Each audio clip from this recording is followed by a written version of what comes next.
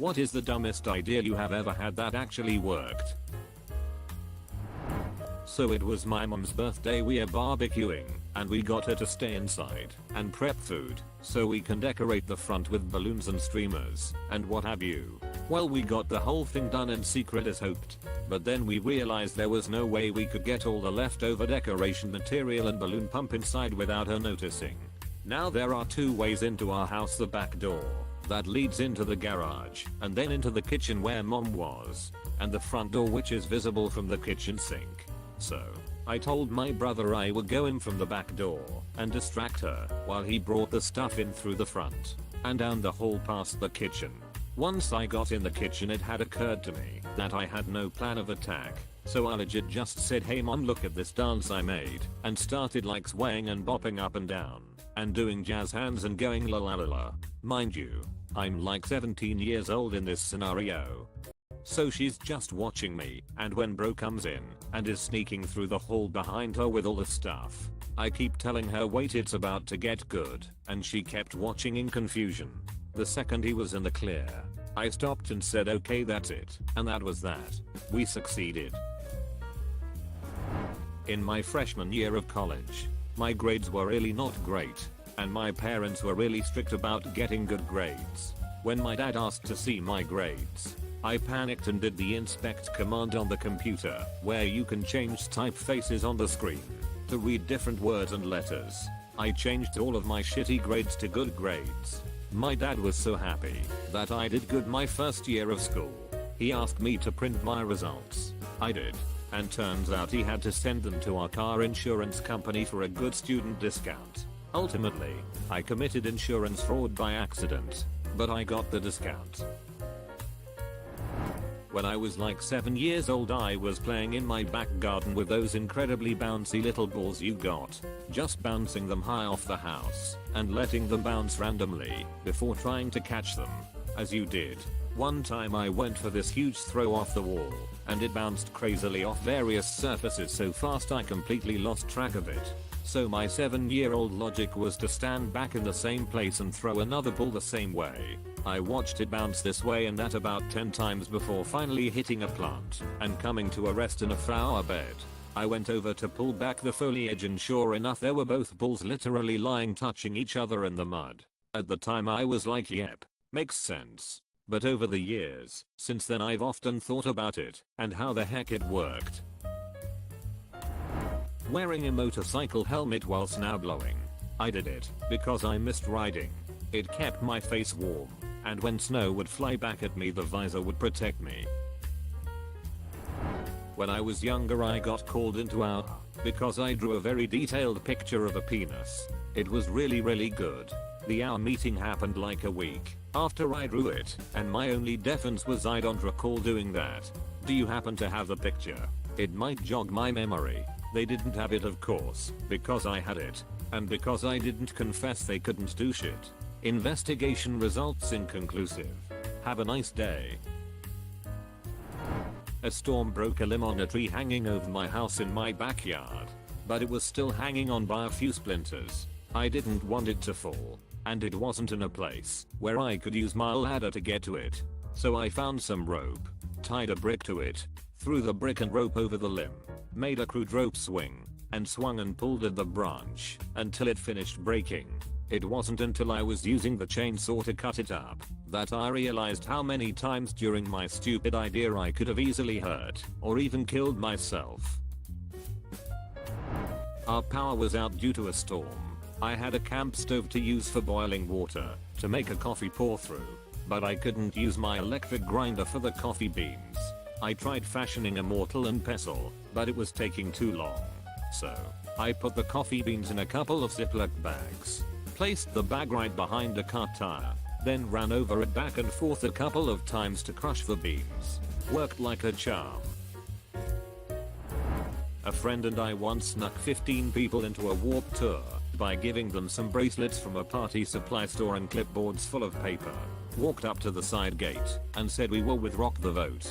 The security guard waved us right in. I forgot to bring a resume to a job interview, but I had an index card in my bag. I cut the index card in half and wrote my name, my contact info, and creative problem solver in my best handwriting, and gave a copy of my business card to both the interviewers. I got the job. When I was young and broke, I bought a sofa from a used furniture store. I had no way to take the sofa home. I went to a used car lot a couple of blocks away and took a truck for a test drive. I'm stuck on a cliff, but if I jump at a really sharp angle at that gravel field, I could just slide down there and be fine. Just like in TV. Every time I think about this, I'm amazed I'm not either flattened by a rock or impact against something.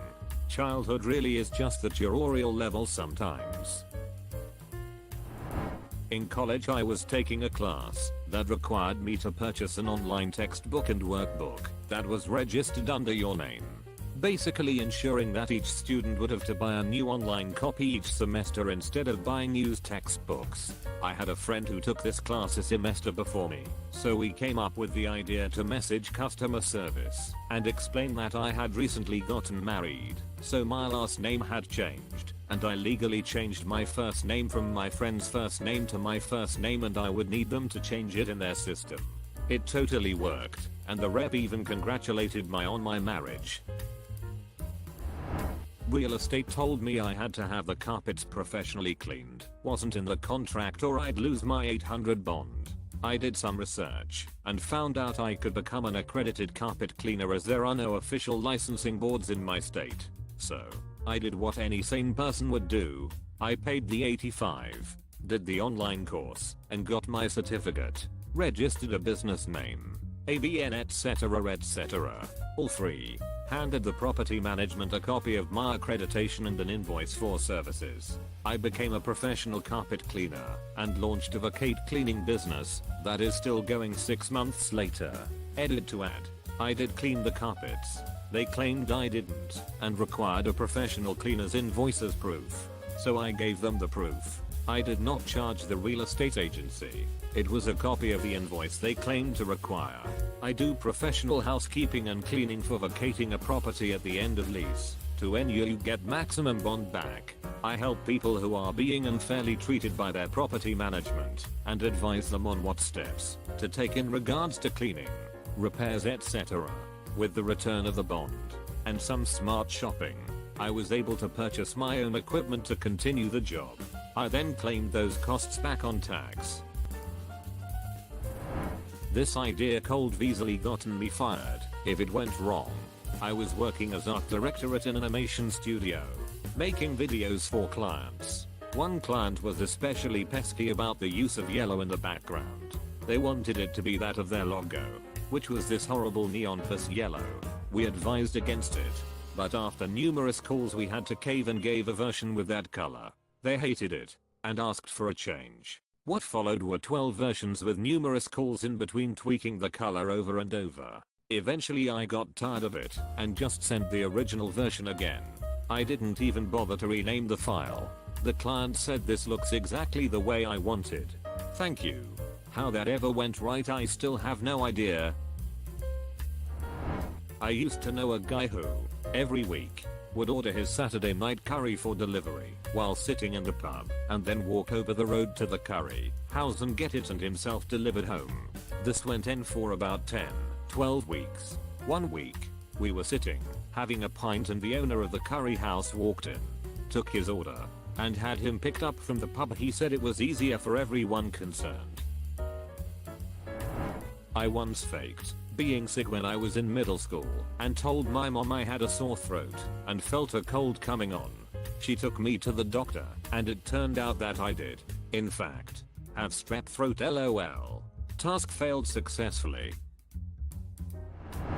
Dressing like a redneck to pick up chicks. Went to college in the South, but the guys there were all very preppy. I thought because a lot of the girls grew up in the South, they would be drawn to more of a redneck vibe that not many people on campus had, so I bought a camo fishing hat.